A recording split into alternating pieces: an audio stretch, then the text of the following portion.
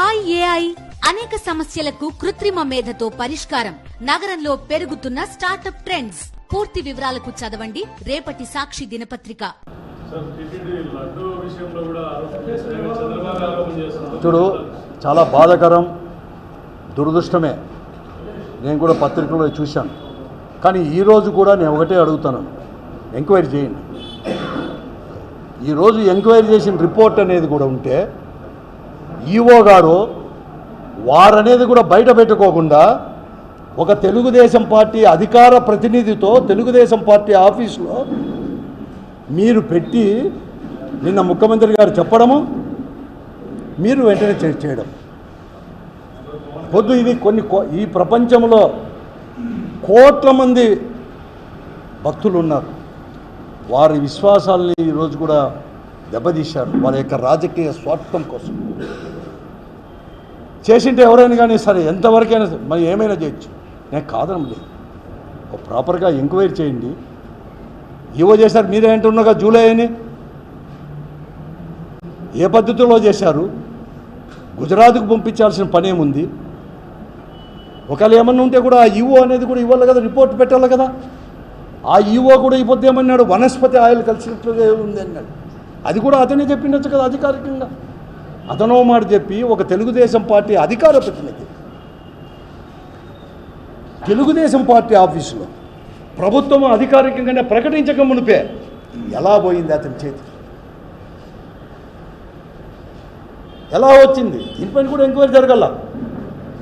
కేంద్ర ప్రభుత్వం దీనిపైన చేయాలి. ఇప్పుడు ఇక్కడే కాదు, వెంకటేశ్వర స్వామికి కేవలం ఈ భారతదేశంలోనే కాదు, ఈరోజు ప్రపంచమంతా కూడా ఉన్నారు. కోట్ల ప్రజానీకానికి ఈరోజు కూడా చేస్తాం. చాలా తప్పు ఇది. నీ స్వార్థం కోసం ఒకటే రెండా నువ్వు చేసేది. అన్నీ డైవర్షన్ పాలిటిక్స్. నువ్వు చెయ్యి, నేను ఎంక్వైరీ చేసేదానికి ఎవరు వ్యతిరేకం కాదు. ఒక పద్ధతి. ఇది మీ పార్టీ సమస్య కాదు, మీ పార్టీ వాళ్ళు కాదు మాట్లాడాల్సింది. ఫస్ట్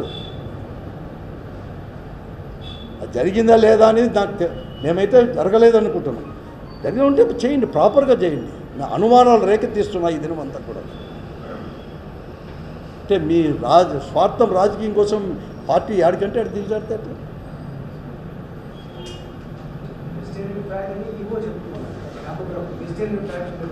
అదే వనస్పతి అంటారు దాన్ని తెలుగులో వనస్పతి అంటారు. అది చెప్పినాడంటారు. అదే డైవర్ట్ చేసి వాళ్ళే ఎవరు చెప్పేది. నిజంగా అదే జరిగింటే అసలు ఏమి శిక్ష విధించినా కూడా తక్కువే జరిగింటే. కానీ దానికోసమే, మన స్వార్థం కోసమే ఎక్కడ మనోభావాలు ఇంతమందిని దెబ్బతీస్తే ఎట్లా? దేవునిపైనే. నిన్ననే అసలు ప్రసాదం అప్పుడే తీసుకోలేదంట చాలామంది. ఎంత భక్తిగా వేస్తే అది కూడా ఎవరు అంటే వాళ్ళు చేయరు, వాళ్ళే చేస్తారు. వాళ్ళ ఆచారాలు వాళ్ళ దేవునికి ఎవరితో ఉన్నారో వాళ్ళే చేస్తారు దాన్ని. తప్పకుండా కూడా నాణ్యత కూడా చేసి దాని సపరేట్ టీం అనేది కూడా ఉంది. వీళ్ళు కూడా సప్లై చేసేవాళ్ళే. విజయ డైరీ వాళ్ళ నుంచి కూడా మామూలుగా కూడా మిల్క్ ఇవన్నీ కూడా పోయేటివి అక్కడికి, అంతా కూడా నెయ్యి ఇవన్నీ కూడా. ఏదన్నా కానీ నేను కాదం లేదు, ఎంక్వైరీ చేసుకోండి. కానీ అట్లా ఓకే, అది కూడా నువ్వేం వాళ్ళతో చెప్పకుండా ఎందుకు చెప్పాలి? ప్రైవేట్ వాళ్ళతో నీ పార్టీ అధికార ప్రతినిధితో చెప్పిస్తారేమి? కాదం లేదు. కానీ ఎవరితో నువ్వు ఆటాడేది? ప్రజలతో ఇంతమందితో నువ్వు ఆటాడేది. నువ్వు 100 రోజుల్లో చేసిన తప్ప ఏముంది? ఒక రాజకీయ పార్టీని నామరూపాలు లేకుండా చేయాలనడము తప్ప నీకేమన్నా ఉందా? నువ్వు అన్నీ తప్పులు చేసినావంటావు, ఎంక్వైరీ చేసినావంటావు. ఎంక్వైరీ చేసి చేసుకో.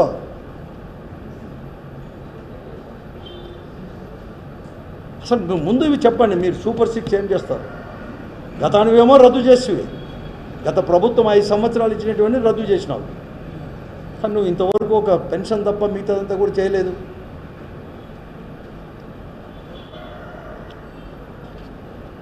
బట్టి ఉంది. ఇప్పటికైనా కానీ చెప్పండి, ఈ పొద్దు 10 రోజుల్లో జనమే నిలదీస్తారు. మీరు బోర్డులు వేసేయకపోతే అడిగితే ఇవన్నీ కూడా చేస్తారు. కాబట్టి అన్నీ కూడా నిలబెట్టుకోవాలని చెప్పి నేను కోరుతా ఉన్నాను. చేయండి. మీ డైవర్షన్ పాలిటిక్స్ చేయొద్దు. నువ్వు మామూలు ముఖ్యమంత్రి ఈ దేశంలోనే ఎవరు లేరు.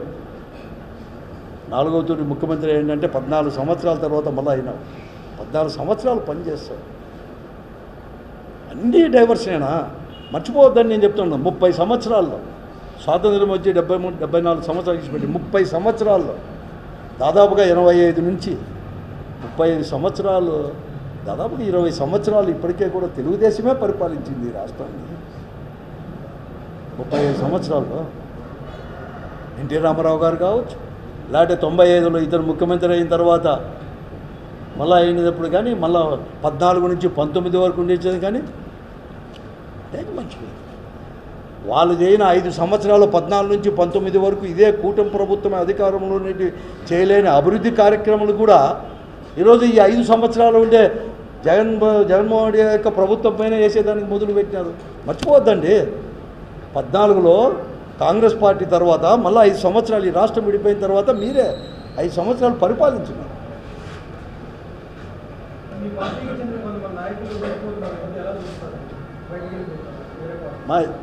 ఇది భారతదేశంలో ప్రతిదూరు కూడా రాజకీయ పార్టీలో రాజకీయాల్లో అది ఇటీవల ఒక 25-30 సంవత్సరాల నుంచి ఈ ఓడిపోయినప్పుడు అధికారం వచ్చినప్పుడు వచ్చేవాళ్ళు కానీ పోయిన వాళ్ళు మామూలే, సర్వసాధారణ, ఇవన్నీ కూడా ఏం లేదు.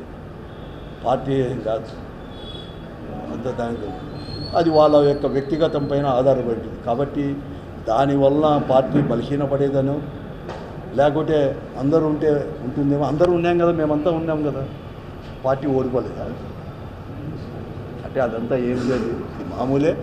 అన్ని దాంట్లో కూడా చేశారు. అది దాని గురించి ఏం లేదు. ఒక ప్రజాప్రతినిధి కూడా లేడు తెలుగుదేశం పార్టీ కూటమి కూడా, స్థానిక ప్రజాప్రతినిధి లేడు, అయినా కూడా రాలేదు. కాబట్టి అదంతా ఏం లేదు, దాని గురించి ఏం మేము మాట్లాడలేదు.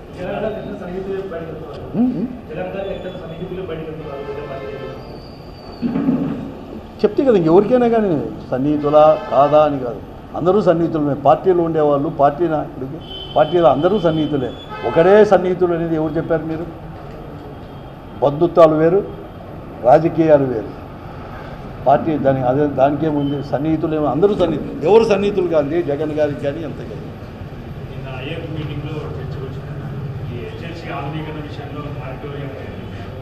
నేను కూడా చూశాను ఆ విషయాన్ని. కింద ఇప్పుడే మాట్లాడితే 325 జీవో వచ్చింది. నాకు తెలిసినంత వరకు నిన్న వారి సమయం కొద్దీ వాడుకున్నారు కానీ వాళ్ళు కూడా శాసనసభ్యులుగా మొన్నటి వరకు ఉన్న వాళ్ళు.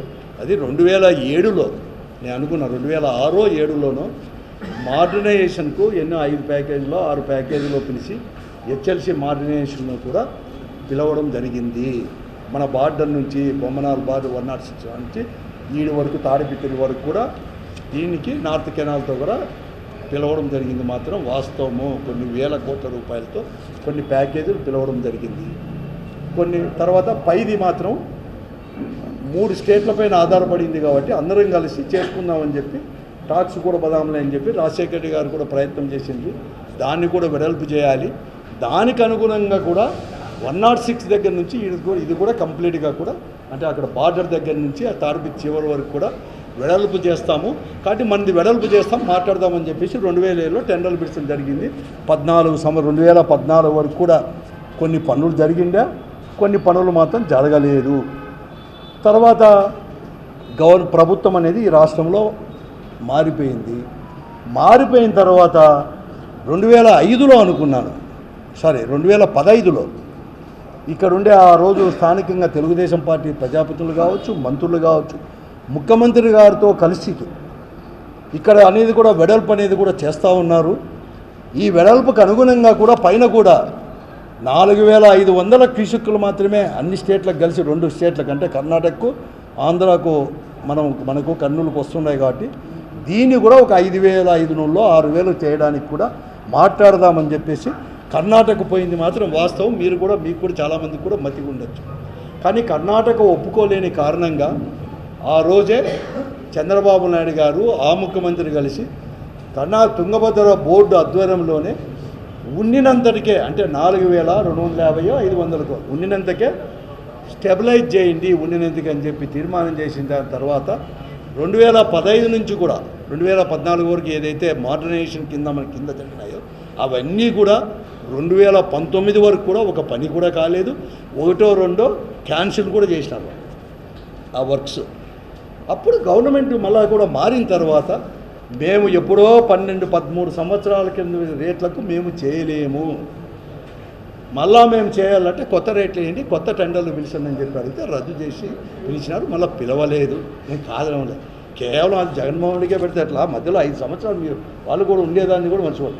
నేను కోరేది ఒకరిపైన ఈ జిల్లా అభివృద్ధి పట్ల సరే ఒక తూరు ఒక అధికారంలోకి వస్తూ ఉంటాం, వ్యక్తులు వస్తూ ఉంటాం, పార్టీలు వస్తూ ఉంటాం, కానీ ఈ జిల్లా అభివృద్ధి పట్ల నేను అప్పీల్ చేసేది ఒకటే. 2000 మీరు కూడా చాలా తూర్లు కూడా ఫౌండేషన్ వేసినారు అందరినీ వాకు కృష్ణా జలాశ 1999లో వేసినారు, 96లో వేసినారు, 99లో మళ్ళీ 90 దాంట్లో 7లో 8లో వేసినారు, మళ్ళీ వేసినారు, అన్నీ వేసిన ఎక్కడ చేయలే. మళ్ళీ తర్వాత తీసుకొచ్చి అందరినీ వాకు కృష్ణా నీళ్ళు తీసుకొచ్చి అన్ని పనులు ఉన్నాయి. కాబట్టి గతాన్ని గురించో నిన్న ఏం జరిగిన దానికంటే కూడా రేపు ఏం జరగాలో ఆలోచన చేసి ఈ జిల్లాకు మీకు మంచి అవకాశం వచ్చింది. మా పూర్తి సహకారం ఈ జిల్లా డెవలప్ అయ్యేదానికి అన్ని రకాలు కూడా శాశ్వతమైన పథకానికి సహకరిస్తాం. రాజకీయ పార్టీగా ఈ జిల్లా ఇంట్రెస్ట్ పైన ప్రజల పైన చేయండి, అంతేగాని ఊరికే చేయొద్దండి. మాట్లాడాలనుకుంటే అన్నీ ఉన్నాయి, నేను కూడా మాట్లాడగలను. ఎవరు ఎప్పుడు ఏం చేసేది కూడా కొన్ని చేయలేనివి కూడా ఉన్నాయి. మేము కూడా దాన్ని కూడా నేను ఒప్పుకోవడానికి ఎప్పుడైనా సిద్ధమే. కాబట్టి ఇదంతా అబద్ధం. ఇది ఆ మధ్యలో మర్చిపోయింది. ఏం ప్యాకేజ్ ఏమన్నా వాళ్ళు పిలిచినారా? ఇది లేకపోతే 2019లో పిలిచింది కాదు, 2007లో పిలిచినట్టు. 2007 నుంచి 14 వరకు జరిగాయి. మళ్ళీ 5 ఏళ్ళు వాళ్ళు ఇడిచిపెట్టేసారు. అన్నీ మర్చిపోతే ఎట్లా? అన్ని కావాలంటే ఉన్నాయి, అన్ని ప్యాకేజీలు, ఎన్ని ప్యాకేజీలు, ఏ సంస్థ కూడా ఉంది. అంటే అవి దాని గురించి కాదు. మీరు చేయలే, మేము చేయలేదు అంటే చేయండి. మీరు ఏం చేస్తారు? కనీసం కూడా ఊరికే ప్రచార ఆర్భాటాలకు దానికి పోకుండా, ఊరికే వేసుకోకుండా ఎప్పుడు ఏం చేసినారు ఏదైనా సరే. ఈ పొద్దు నిజంగా నేను చెప్తాను, ఈ జిల్లాలోని పరిస్థితి, రాష్ట్రం పరిస్థితి ఇంతవరకు చెప్పాను, ఫస్ట్లోనే చెప్పిన. ఈ జిల్లా పరిస్థితి ఎలా ఉందంటే నిజంగా చెప్పాలంటే అభివృద్ధి అంటే 6 అడుగులు వెనక్కి వచ్చింది.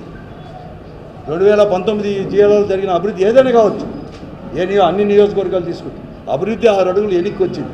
అవినీతి మాత్రం 3 అడుగులు ముందుకు పోయింది. ఎవరేం చేసినారు, ఎట్లా సంపాదించేవాళ్ళనేది అసలు నిన్న ఎస్పీ గారికి నేను చెప్పినాను. అసలు నేనేదో ఐఎమ్ నాట్ అలిగేషన్, నేను కూడా చేస్తాను. నేను ఇక్కడ సిటిజన్ ఆఫ్ అనంతపురం అయిన తర్వాతనే ఇది చాలా దూరంలో నేను నిలబడినా. నేను ముందు అది కాదు, అసలు ఏం జూదం సెంటర్లు ఎన్ని ఉన్నాయి చూడండి. ఈ జిల్లాలో ఏ లాడ్జ్కి పోయినా కూడా జూదం సెంటర్లు ఎన్ని ఉన్నాయి చూడండి. ఈ జిల్లా కేంద్రంలోనే కాదు, జిల్లా అంతా చూడండి. పుట్టగొడుగుల్లా వెలుస్తున్నాయి. లక్షలకు స్టేక్ వాడుతున్నారు. మేము అది కంట్రోల్ చేశాం. మేము ఇది నేను చెప్పకూడదు అనుకున్నాను, అయినా చెప్తున్నాను. In the interest of district ఎవరు కూడా కంట్రోల్ చేసేవాళ్ళు లేడు. పోలీసు వాళ్ళు కూడా లాడ్జుల్లో పల్లెల నుంచి వచ్చేసి లాడ్జుల్లో రూములు తీసుకొని ఆడుతున్నారు. స్థావరాలు మారుస్తూ ఉన్నారు నియోజకవర్గాల్లో. అధినాయకులే, తెలుగుదేశం పార్టీ అధినాయకులే ప్రజాప్రతినిధుల ఆధ్వర్యంలోనే జరుగుతున్నాయి.